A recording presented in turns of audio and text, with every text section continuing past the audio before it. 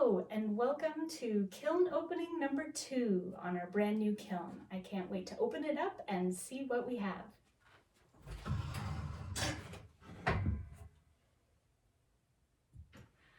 So we'll start with our witness cones.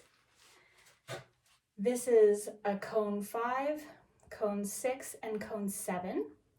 The firing program that I used for this glaze run was a cone 5 medium speed, and as you can see, it definitely got to cone 5 and probably more like 5.5, and that's exactly what happened with our first glaze run in this kiln. Our cone 5 program seems to fire to cone 5.5. There are ways to adjust that on the programming of the kiln, but I actually prefer to fire to 5.5, so this is perfect for me. So let's see what's in here.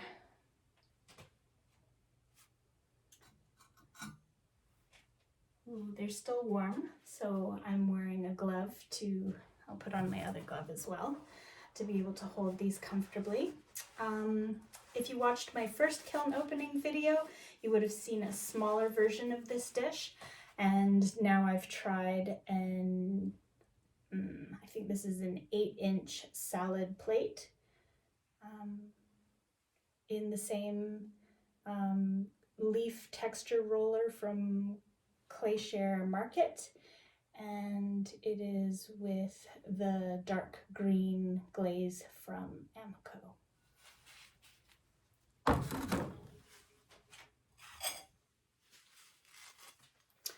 I have done another small dish in the feather texture roller, and this is the Cobalt Celadon glaze from Amico, and it was done on a white clay. So from my experience, I've found that this Cobalt Celadon looks better on the white clay. This is a cone 6 white porcelain.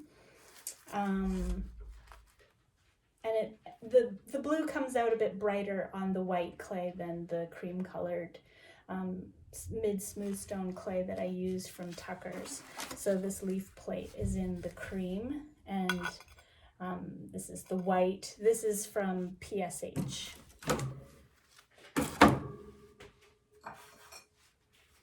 And this little dish is done in a black clay. And I've written on the back of it, do not microwave.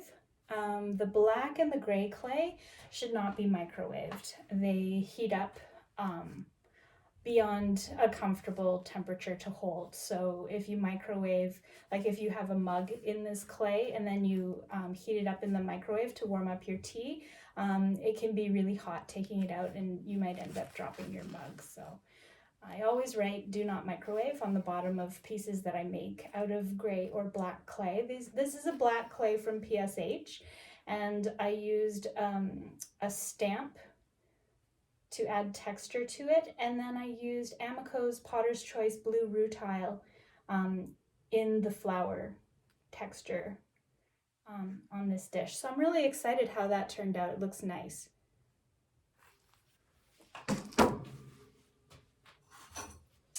So this is another experiment that I've done on the black clay, where I've used Amico's Potter's Choice Smoky Merlot on black clay. You can see some of the black clay coming through on the texture, and I love how this turned out. This is really nice. It's interesting to see how different glazes turn out on different colored clays. So that's kind of what I was experimenting with. Again, black clay. This is a ramekin, and I've used Amico's Potter's Choice blue rutile on this one, and I love how it turned out, and I'm really excited to do some more pieces with this clay and glaze combination.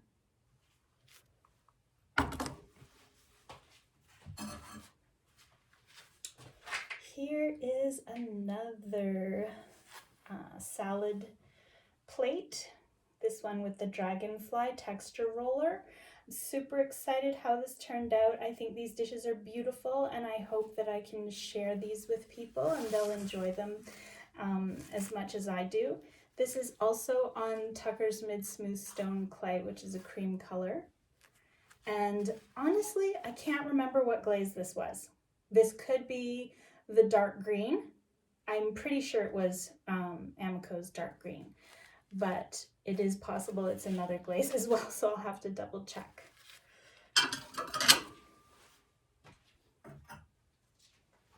And if you watched my first kiln opening video, this very mug came out of that. This is Mako's Lavender Mist glaze, and the first time I did it, I used 2 coats, which is recommended on the instructions on the bottle. That was my first time using this glaze, and it was transparent in some places and you could see the brush strokes.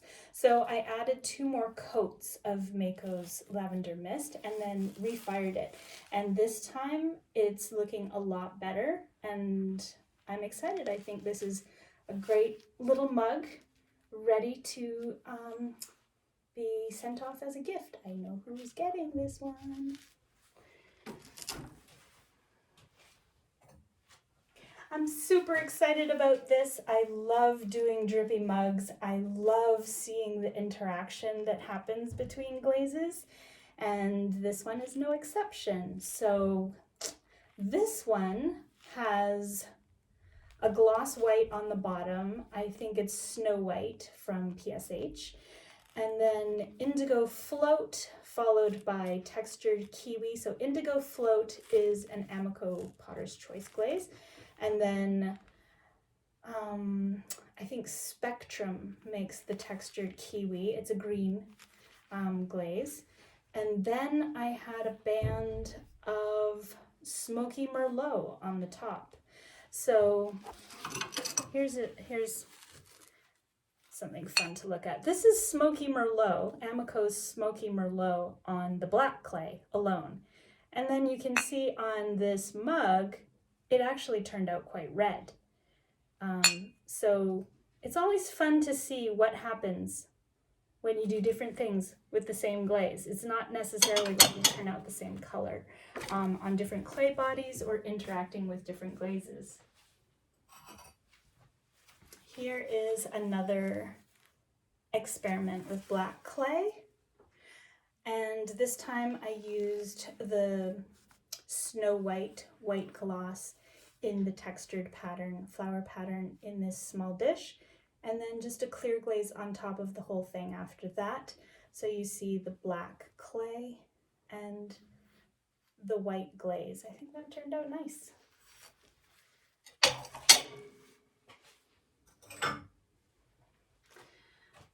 Okay, I'm really excited about this mug. I think this is my 3rd mug with this pattern on it, and I really love it. I think I am going to make a series of these to sell. So this one's the 3rd one, and I think it turned out nice. I noticed that there is a pinhole right where you put your lips to drink from it, so I might have to reglaze it and refire it to correct for that pinhole. I hope you can see it, it's tiny.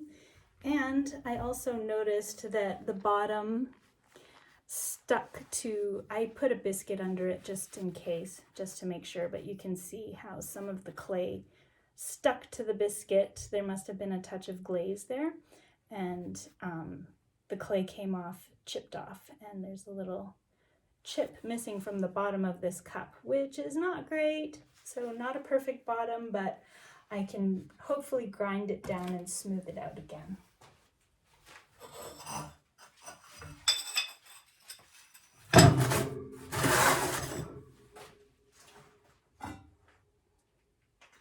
Just taking out some kiln furniture.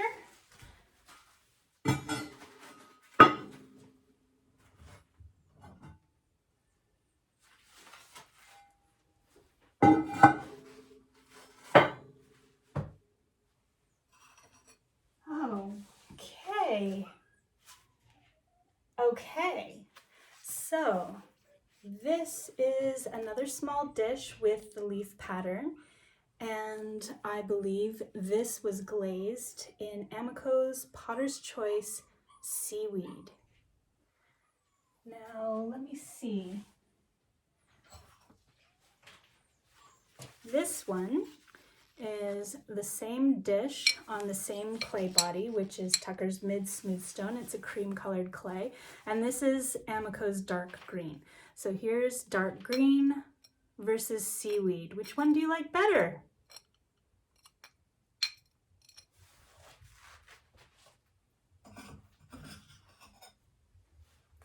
And then I have a third one. So there's 3 different plates, all leaf patterned, and gosh, I don't remember what this one is. This one I think might be textured kiwi. I'm gonna have to look it up. I don't remember. This always happens when you're glazing a piece. You think you will always remember what you glazed it with, but then by the time you take it out of the kiln, you can't remember. So you have to write it down. And I'll have to check if I did write it down. Okay. So this is the feather texture with Amico's Smoky Merlot. And this is the feather texture with Amico's Mulberry Celadon. So they're both a purple. But different glazes that show up differently. Which one do you like better? Smoky Merlot or Mulberry?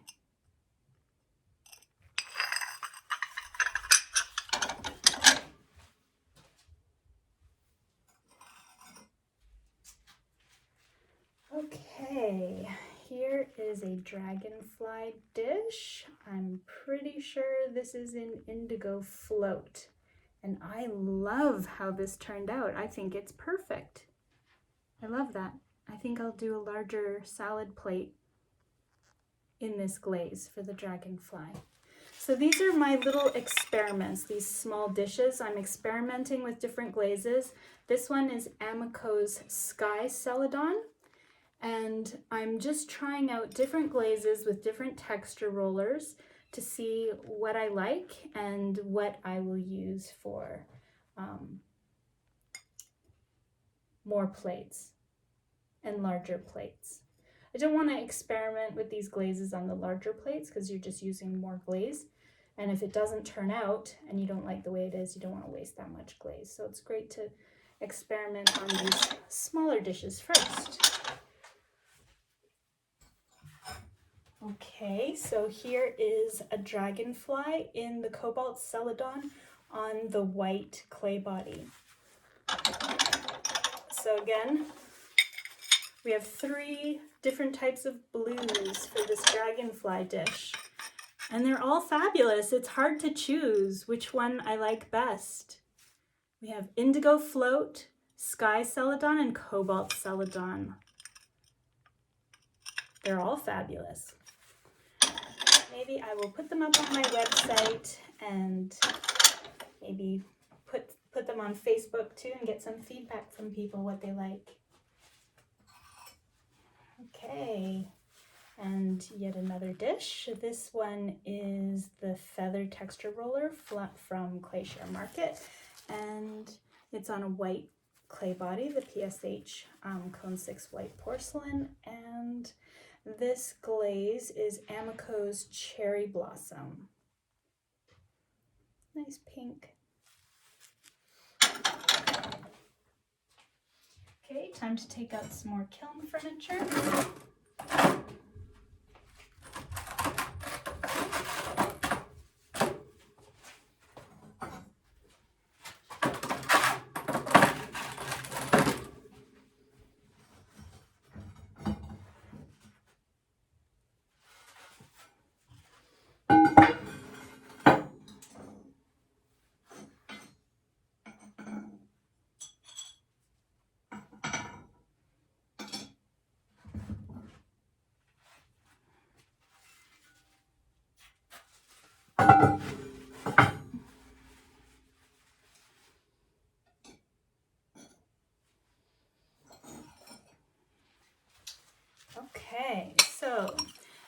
is another dragonfly dish that was glazed in blue rutile.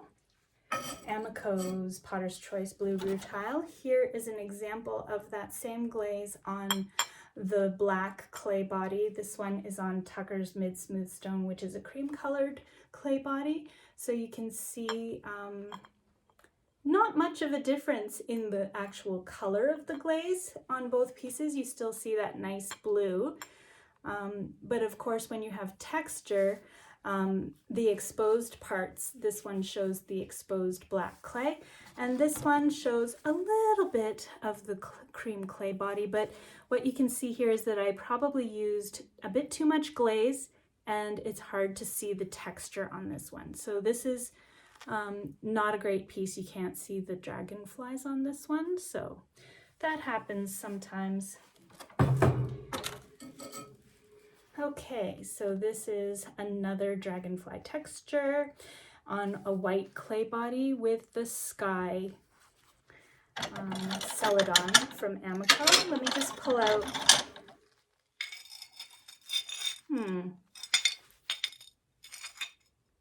Interesting. I just realized this one is the sky celadon, and this one, which I thought was sky celadon, is actually not sky celadon. This one is Mako's blue opal. So I'm looking at them, and I think I prefer Mako's blue opal to the Amico's sky celadon on this dish. So that's good to know. I probably won't make more of these, and I will make more of these. So that was the purpose of doing all these small dishes with the different glazes, clay bodies and glazes, to see which ones I like and don't like.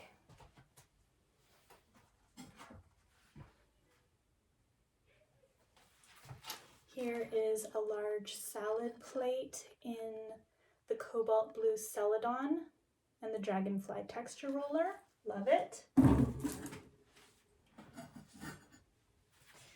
And another salad plate with the green texture roller and Amico's dark green glaze. Gorgeous. Okay, another small dragonfly dish. This one's on a white clay body, and this is Amico's Storm Celadon. So Sky Celadon, Storm Celadon. I decided I didn't like the Sky Celadon, but I did like Mako's Blue Opal. This one's pretty too.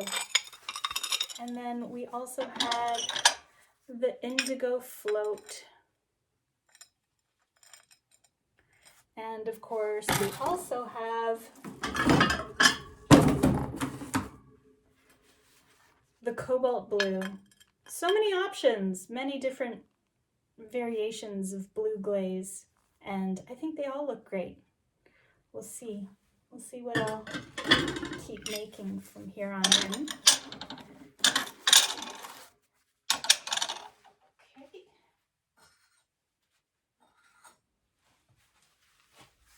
Here's two little tiny dishes with a mandala stamp on it, and the cobalt blue celadon, which I love. Did you notice there are a lot of pieces glazed in this cobalt celadon from Amico because I love this bright blue.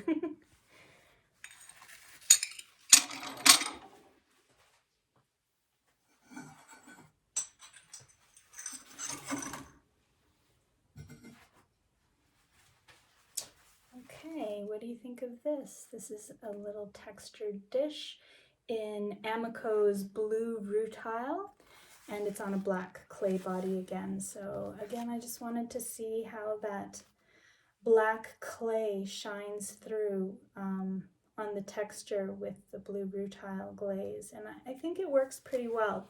So this is a dish in that glaze, and then this is a ramekin.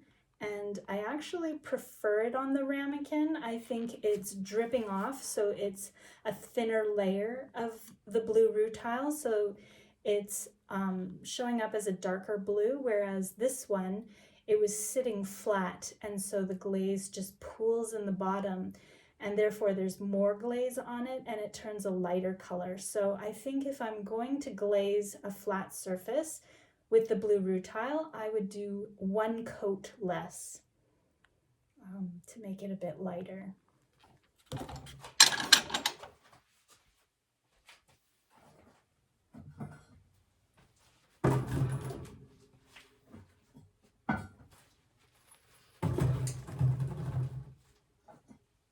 Okay, this is the lid to something.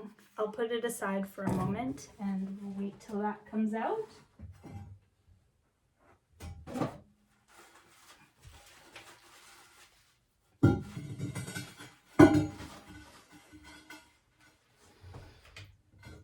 Okay, the bottom layer. What do we have?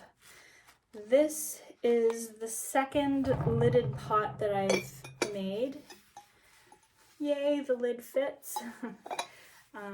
So let's see, what do we have here? The bottom is Amico's Saturation Gold. And is it gold? Did it come out gold? It actually looks almost like a matte black with gold shiny flecks in it, which is kind of cool. And then it overlaps a little in the middle with a dark blue matte glaze by Amico. I can't remember the name of the glaze exactly, but it's from their line of matte glazes and it's the dark blue one. And so where it overlaps, it actually developed some really beautiful texture, but is the exact same color as the Saturation Gold. So I like that. That's really neat. That's the lidded pot. Turned out well. Ooh. I love mixing glazes. This is a shallow bowl that I made. It has on the outside Amico's Smoky Merlot with a band of blue rutile over it. I love how they drip and interact with each other. And then on the inside, we have Smoky Merlot with Ancient Jasper on top. That's where these flecks, these kind of gold colored flecks are coming from, is the Ancient Jasper that was brushed on top of the Smoky Merlot. And then I used Amico's Potter's Choice oatmeal as dots around the rim, and then they dripped a little. And they actually turn out like a light blue color. So that's that. And I did a ramen bowl where you have the notch and the holes for your chopsticks in the same glaze combination. So that's Smoky Merlot, blue rutile, and on the inside, Smoky Merlot with Ancient Jasper over it, and then the oatmeal dots around the rim. And I always like the way this glaze combination works out, so I did 2 pieces in that glaze combination this time. Now, I don't know if you can see, but one of the holes has closed up with glaze. Can you see? So that's going to be fun to try and fix. I don't know if I can use a drill bit or what to get in there and try to open it up again, or if this is just another failed experiment where we can't actually use the holes in the side of the bowl for putting chopsticks in. We'll see.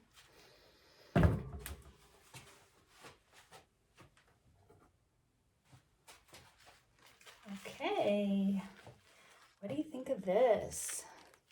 This was a fun experiment I did this fall in a class I took with Shelley Boa at the London Potters Guild, London Clay Art Centre.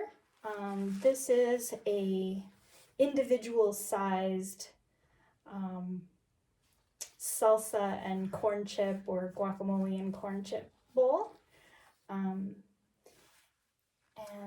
let's see, what is it glazed in? I think the outside has indigo float with a band of oatmeal on there.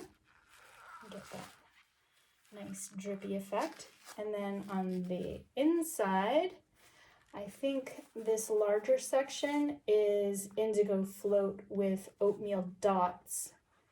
And so the rim had dots of Amico's Potter's Choice oatmeal glaze here, and so that is the effect you get with the dots as opposed to a band of oatmeal that drips in that way, drips and melts in that way. Now this small bowl, it looks almost exactly the same, like you would think that it's glazed with the same glazes as this larger bowl, but it actually isn't. This small bowl on this inside part, this small bowl was glazed with Amico's Potter's Choice Blue Midnight with oatmeal on top of it. Actually, no, I think it had indigo float on top of it with the oatmeal dots on the inside. Okay, but I don't know if you can see that there's actually a slight color variation from the inside of this to the inside of this, because this one has a base of Blue Midnight on it, which is a darker glaze, and this one is just the indigo float, but this has Blue Midnight under the indigo float, so it's a bit darker. This turned out perfectly. I'm so happy with it. It's great. Okay, some drippy mugs. Oh my gosh, I love these. I have tried to do this in my old kiln. I used to have an old, like it was at least 30 years old, manual kiln, and it just wasn't getting to the right temperatures for these blue glazes to show up properly with an obsidian base. So this is Amico's obsidian celadon as a base. The whole cup is done in the black obsidian, and then there's a band of, I think this one's indigo float. Hold on a second. Let's see, I have this other cup. Okay, I'm gonna guess this one is blue rutile. They look similar, but I think this one's indigo float, a band of indigo float on it, and this one is a band of blue rutile on it, this larger one.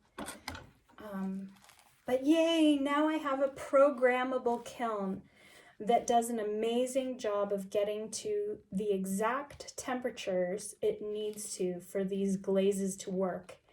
And I finally have a successful drippy mug that kind of has this almost glowing blue band on a black mug. I love it. Let's see. I have a little bit on the inside too. That's great.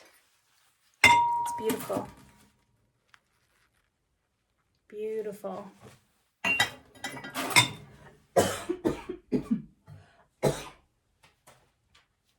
Okay.